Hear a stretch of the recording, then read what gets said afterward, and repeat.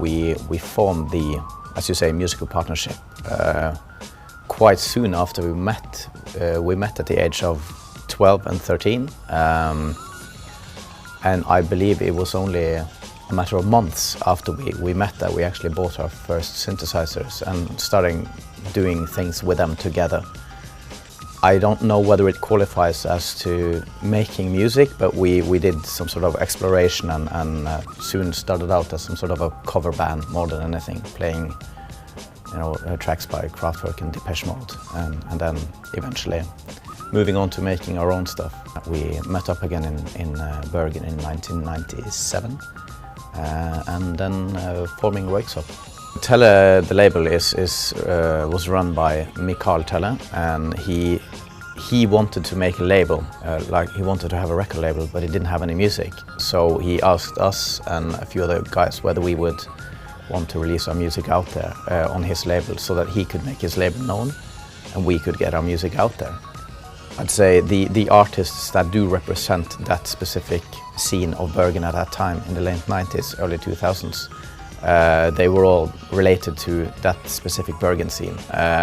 So that was us as Røyksopp and Kings of Convenience, and a guy called Erot, and also Annie.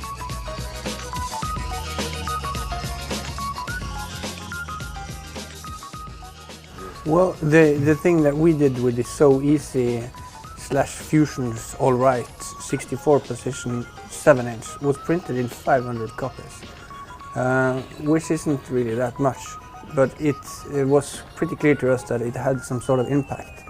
It was distributed, throughout Europe with a thought behind it. Who got their hands on it? It was the right people, and we started getting a lot of attention immediately. People flew over to Bergen to meet us or to meet Mikael. It started buzzing, like really quick. We were taken by Mark Jones's karma, I guess, or charisma rather, and also the fact that the man who was the head A&R of the label even brought Banksy over to Bergen to spread his art in Bergen. So you have to take in consideration that we are two simpletons from northern Norway, and we are easily impressed by those things. So I guess that was it. Paid for, for friendliness and for staying at people's houses with giving them paintings. And one guy we know sold his painting here actually at Sotheby's, and that was enough to start his own business. It's a shop, and it's named after the lot number. So that's kind of a sweet story there, and it's a thriving clothes shop in Bergen. Banksy also made some sort of limited edition hand-painted copies of Melody AM as well. Yeah. Well, Mark Jones is, he probably has a bit of legacy, but just an interesting character in so many ways, and there's a lot of willingness to go all in. Very artist-friendly, and very much obviously into the whole culture of club music. The people that we worked with at Wall of Sound at that time were really into our music and seemed to have an understanding for it, so it was a nice place for us to be, definitely, yeah. We didn't go on a sort of crazy adventure with him, other than we hooked up at parties quite a lot, and he was really the life of the party sometimes.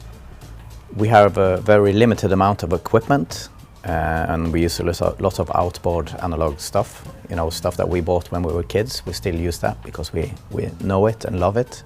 And it was the main body of the album was recorded in our living room, in the living room of the bedsit where we resided. The key was the Akai sampler, a really simple mixer.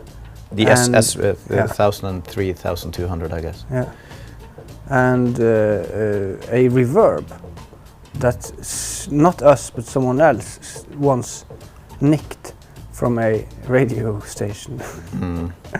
Not us. Not us. Very important. And if you want to go really train spotting, the track called So Easy The opening track of Melody AM has been made on an Atari computer, so it's quite vintage. I assume when we talk to people that they expect us to have more special equipment than what we really had. It was just sparse, and we love that. We love that sort of limitation, which kind of forces creativity. We love the limitations, and we we also strongly believe that if we make sure that we produce the music and choose the sounds that are not necessarily the obvious choices, it makes for something more interesting. As soon as you start walking into the,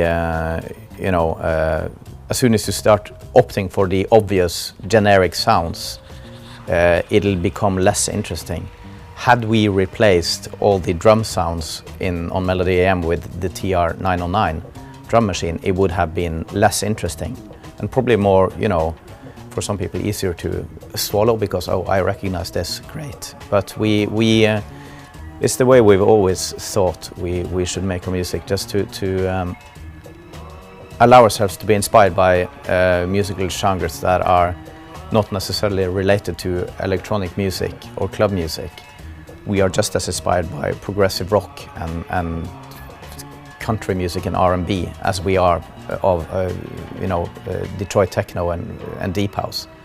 So for us it's just a matter of blending all these things together, but without making the references so obvious that they stick out and just make for a unpleasant camp mix.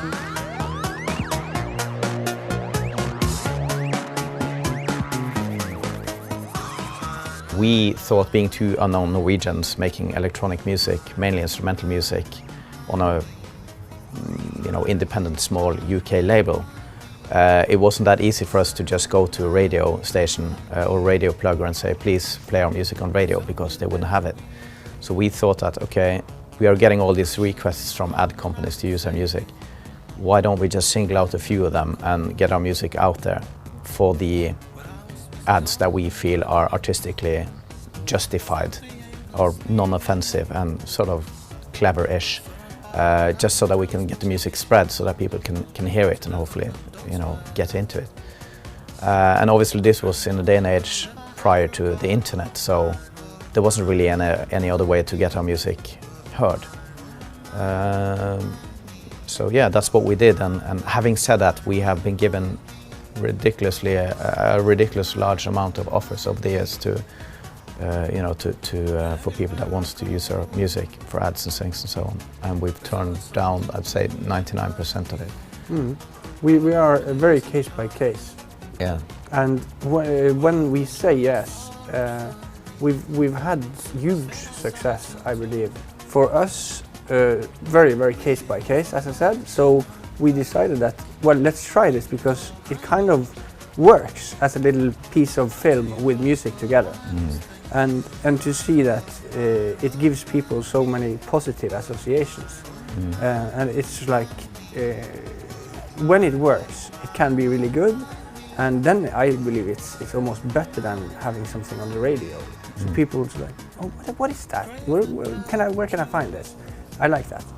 And to some extent, I even think that having your music in an ad is cleaner and there's less politics as with radio. And the radio industry is a pretty rough thing and semi-dodgy can be. So I always thought it's strange that people are so opposed to the ad thing. That seems like some sort of a relic mentality that's stuck there from, I don't know, way back. It's just strange to me. It doesn't take anything away from the music, I think, but that might be just me.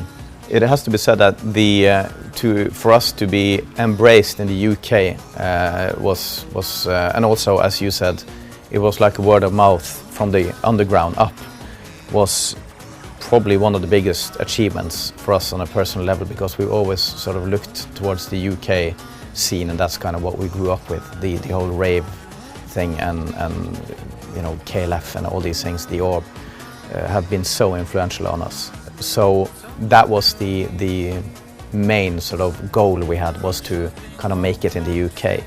And then, you know, seeing how the likes of you guys and Face and Mixmag and all these sort of magazines that we have been reading over the years lifted us up and gave us praise. That was quite a remarkable experience for two fishermen from the north.